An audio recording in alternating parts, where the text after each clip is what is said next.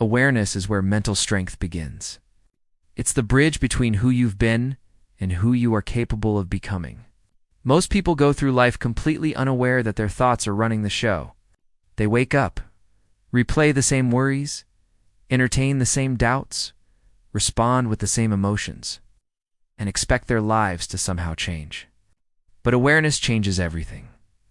The moment you become aware of what you think, what you feel, and how you react, you take the first step toward breaking free from unconscious living. You begin to realize that your mind has been operating on autopilot, a loop of learned behavior and old memories, dictating how you experience the present moment. To become mentally strong, you have to interrupt that loop. You have to be able to look at yourself, your reactions, and your thoughts without judgment, without shame, without rushing to fix anything. Awareness is not about control. It's about understanding. When you become aware of the thoughts you think most often, you begin to see how those thoughts create emotional patterns in your body. Maybe it's the constant thought of, "I'm not enough," that triggers the feeling of anxiety. Maybe it's the thought, "I can't handle this," that leads to avoidance. Once you see the connection between your thoughts and your emotions, you reclaim power. Because what you observe, you can no longer be ruled by. The mind is a storyteller. It's always narrating your life based on the past. It filters every experience through what you already believe to be true. That's why two people can face the same situation and perceive it completely differently. One sees an opportunity, while the other sees a threat. Awareness allows you to step out of that automatic perception. It lets you pause long enough to ask, is this thought serving me? Is this emotion helping me grow or keeping me stuck? That simple pause, that split second of consciousness, is where transformation begins. Every time you catch a limiting thought and choose to observe it rather than believe it, you're weakening its control over you. Mental strength doesn't mean ignoring fear or suppressing emotion. It means becoming so aware of them that they lose their power to control you. When you feel anger, stress, or frustration, you can notice where in your body that emotion lives. You can feel it rise and fall without letting it consume your identity. You begin to realize that emotions are energy moving through you, not who you are. The more you observe them, the more you create space between your true self and the conditioned patterns that used to define you. That space is freedom. It's where you stop reacting from habit and start responding from clarity and awareness. You start to see that most of your mental struggle isn't about what's happening to you, but about how you interpret it. The event itself is neutral. It's your meaning that gives it power. When you're unaware, your mind immediately labels something as good or bad, success or failure, and your body responds accordingly.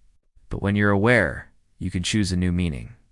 You can decide that every challenge is feedback, every setback is a lesson, every discomfort is an invitation to grow. That simple shift in perception changes your entire state of being. Awareness is not passive. It's active observation with intention. It's learning to step outside of the storm of thoughts and emotions and watch them move without identifying with them. This practice takes time because the mind has been conditioned to run old programs.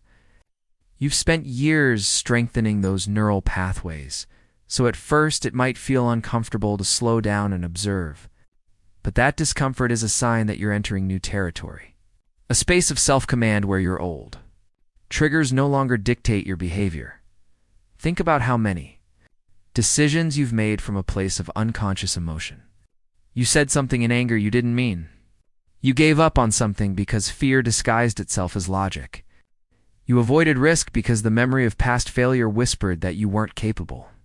When you become aware, you begin to interrupt those automatic decisions. You see the emotion arise, you feel it, but you don't let it take the wheel. That's the beginning of self-mastery, the ability to feel deeply and still act. Intentionally, true awareness changes the relationship between your mind and body. The body has memorized your emotional past. It knows how to feel anxious, how to feel disappointed, how to feel hopeless, and it will signal those feelings to the brain whenever a similar situation arises. But when you bring awareness into that process, you interrupt the signal. You teach the body that a new response is possible.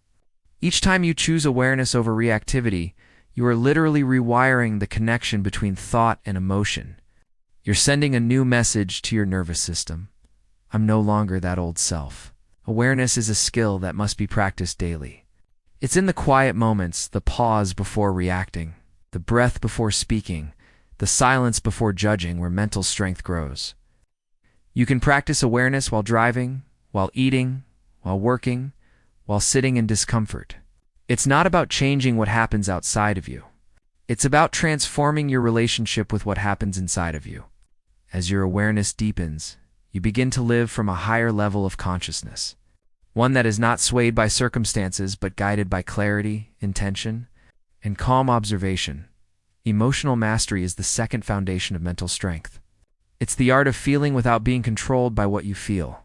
Most people believe that mental toughness means shutting down their emotions, pretending not to care, or forcing themselves to be strong by ignoring pain. But that's not strength. That's suppression.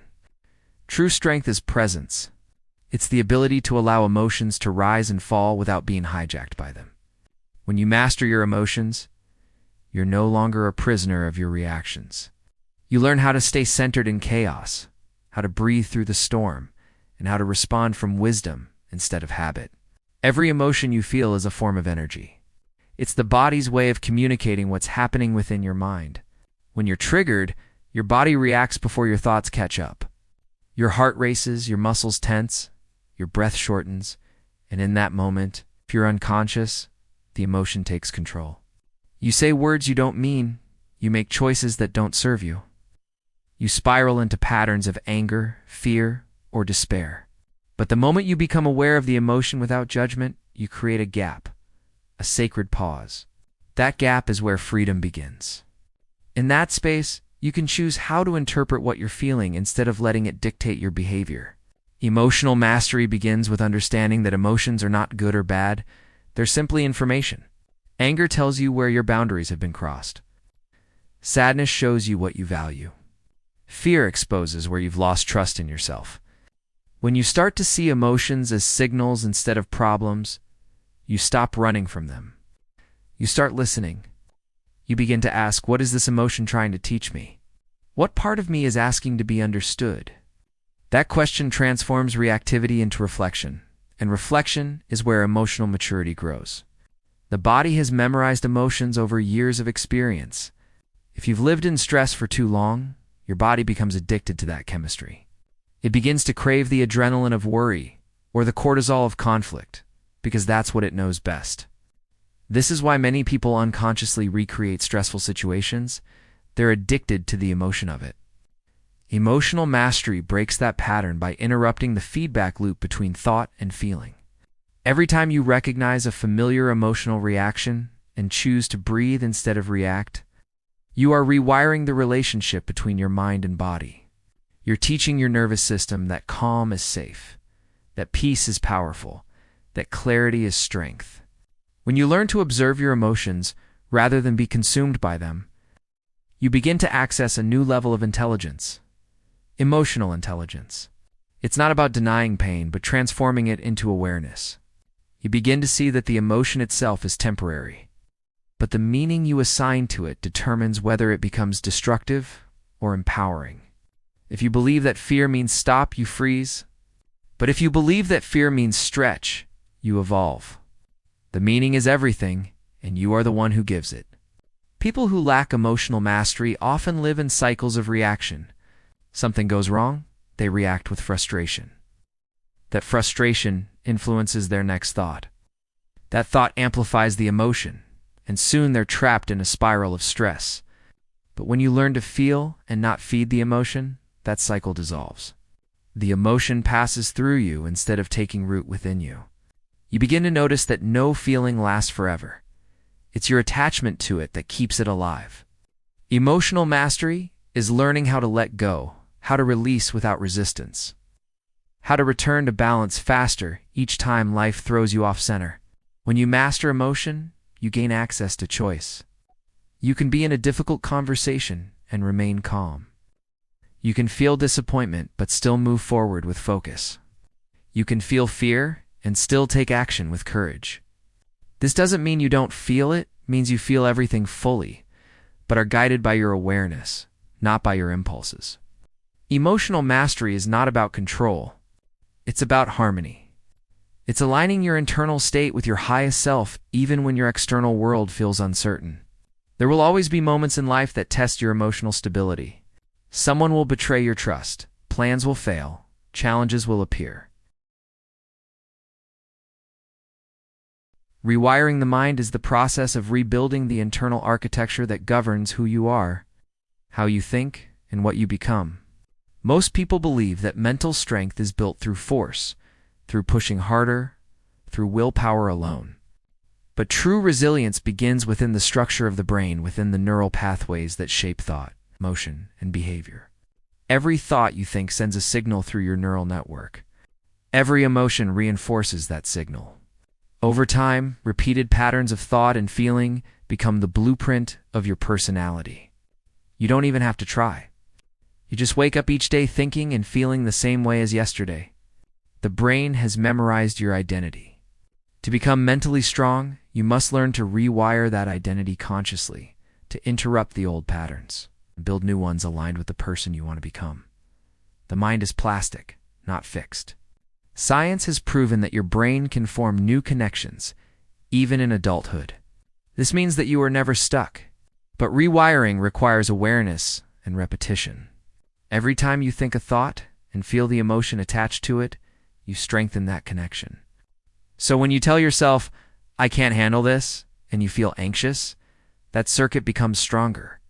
When you tell yourself, "I'll fail again," and feel disappointed, your brain begins to memorize that pattern as normal. The more you repeat it, the more automatic it becomes. Mental weakness is nothing more than a collection of automatic patterns built on fear, doubt, and limitation. To rewire your mind, you must begin to break those circuits by thinking, speaking, feeling differently, even before the evidence shows up. It starts with a decision to interrupt the old story. When you catch yourself replaying a thought that belongs to your past self, you stop and redirect. You replace "I can't" with "I can learn." You replace "I'm not enough" with "I'm becoming stronger." At first, this feels fake because your body is still addicted to the old emotion. It doesn't yet believe the new thought. But the more you repeat it, the more your brain starts to listen. Neural pathways begin to shift, slowly creating new highways for energy to flow. The body follows. The emotion of possibility replaces the emotion of fear. The energy of courage replaces the vibration of doubt. Rewiring takes practice, not motivation, but daily mental training. Every time you visualize your desired future, your brain doesn't know the difference between imagination and reality. It fires the same neurons as if it were happening.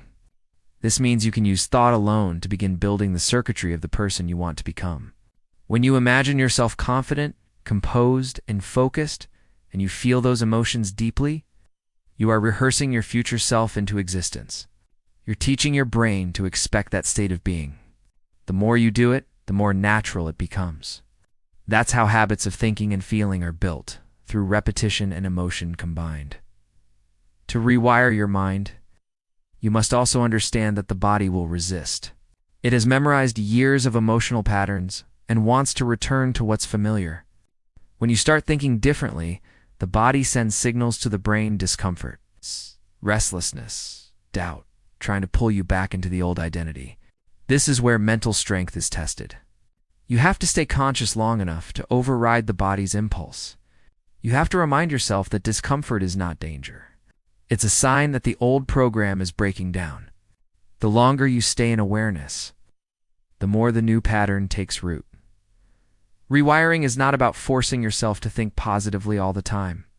It's about consciously choosing thoughts that align with who you are becoming, regardless of how you feel. It's about pairing those thoughts with elevated emotions like gratitude, courage, and peace until they merge into a new state of being. When you practice this consistently, your brain begins to reflect the future, not the past. You wake up one day and realize you no longer react the way you used to. The triggers are still there, but your response has changed because your internal wiring has changed. That's how you know the transformation is working. The environment you live in also affects your neural wiring. Everything around you, the people, the places, the conversations, the content you consume, reinforces your mental programs. If you constantly surround yourself with negativity, you are subconsciously strengthening the circuits of fear and doubt. But if you immerse yourself in growth, positivity, and purpose, your brain begins to adapt to that energy. You can literally train your environment to support your evolution. By choosing what you allow into your awareness, rewiring the mind is an act of self-leadership.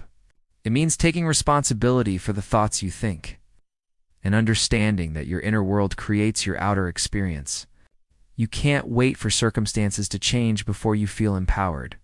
You must feel empowered first so your circumstances begin to change. The brain responds to the emotions you feed it. When you feel gratitude, you activate regions of the brain associated with clarity, focus, and learning. When you feel stress, you shut down creativity and problem solving. The stronger your emotional state, the stronger the signal you send to your brain about who you are. That's why consistent emotional practice is essential to rewiring. Over time, as the old circuits weaken and new ones strengthen, your perception shifts.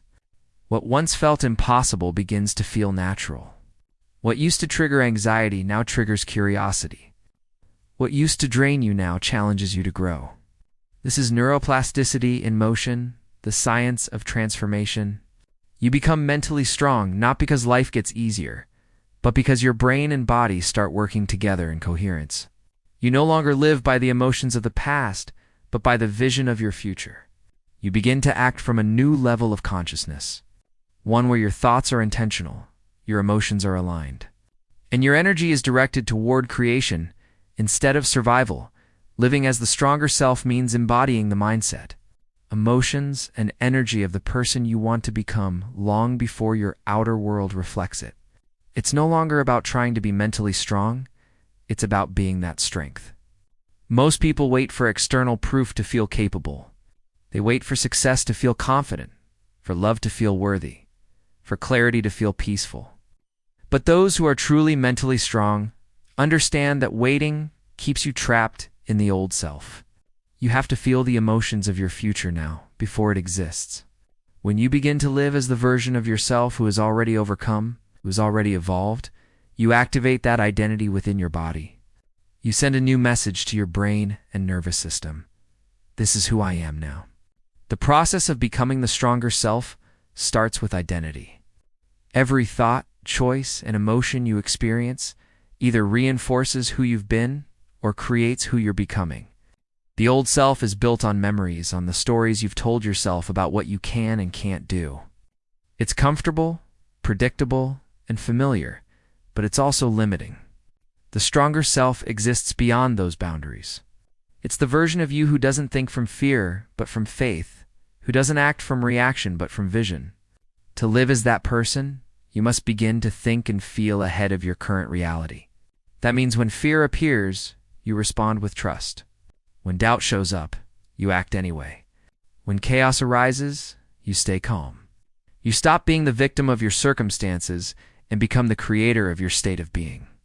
The body follows the mind, but the mind also follows the body. If your body is used to living in stress, it will constantly send signals of survival to your brain. The stronger self trains the body to relax in the face of challenge, to breathe through discomfort, to stay centered in uncertainty. This takes practice because your body has memorized old patterns. It's used to rushing, reacting, and defending. To embody the stronger self, you must teach your body how to feel peace, confidence, stability, without needing the external world to change first. When your body learns to trust your mind, when your thoughts and emotions align, you begin to create coherence, a powerful state where your entire system operates in harmony. The stronger self is not built through perfection. It's built through consistency. It's the daily practice of choosing alignment over reaction, awareness over autopilot, and intention over habit. You'll notice that life continues to test you, but now, those tests become opportunities to prove to yourself who you truly are. When something goes wrong, instead of collapsing into old emotional habits, you pause and remember your power. You remind yourself, this moment is not here to defeat me, it's here to refine me. That shift in interpretation changes everything. Each moment becomes a mirror showing you where your energy still leaks and where your focus still wavers. The The stronger self observes without judgment, learns, and recalibrates.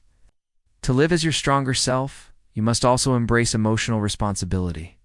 It's realizing that no one can make you feel small unless you agree to it, that no situation can drain your peace unless you give it permission. Strength is not about being numb. It's about being conscious. It's choosing to maintain your energy no matter what the external world throws at you. That doesn't mean you never feel pain. It means pain no longer defines you. You feel it, process it, and release it without losing yourself in it.